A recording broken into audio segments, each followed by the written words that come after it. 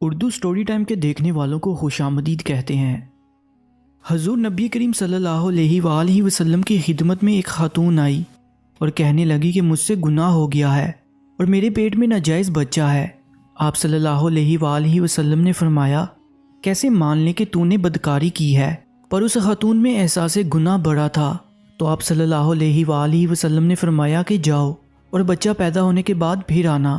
پھول جیسا بچہ پیدا ہوا تو بچہ گود میں لیے آ گئی کہ یا رسول اللہ اب کیا کروں؟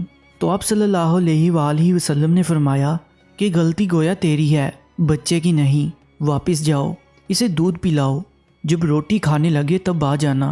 اور صحابہ کہتے ہیں کہ جب 2 سال بعد آئی تو بچے کے ہاتھ میں روٹی کا ٹکڑا تھا، اور جب آئی تو رونے لگی اور کہا کہ اے محبوب صلی اللہ علیہ وآلہ وسلم، ساری رات مجھے نیند نہیں آتی، یہ گناہ چبھتا ہے اور مجھے پریشان کرتا ہے، اور اگر آج مر گئی تو اللہ کی بارگاہ میں کیا جواب دوں گی؟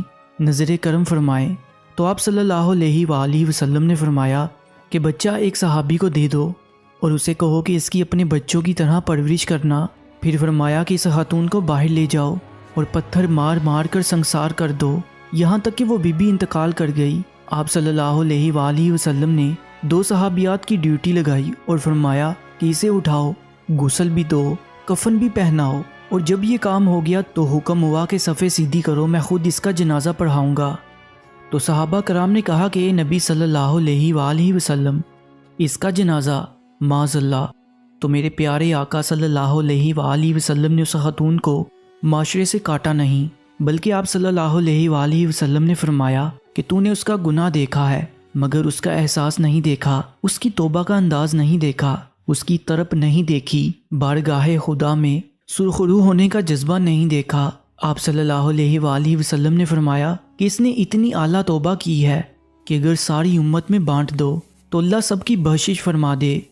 پیارے دوستو، میرے پاس الفاظ نہیں ہے کیونکہ بچے گرانے کا عمل اور کچرے میں پھینکنے کا رجحان اس حد تک بڑھ چکا ہے کہ کسی کو یہ حرکت کرنے پر کوئی رتی برابر بھی افسوس کا سامنا نہیں کرنا پڑتا۔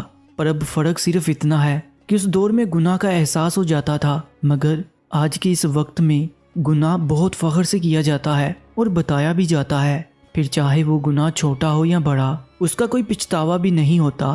باقی اپنی قیمتی رائے کا اظہار کمنٹ سیکشن میں لازمی کر دیجیے گا۔ انشاءاللہ ملتے ہیں ایک اور ایمان فروز واقعے کے ساتھ۔ مجھے دیجیے اجازت، اللہ نگہبان۔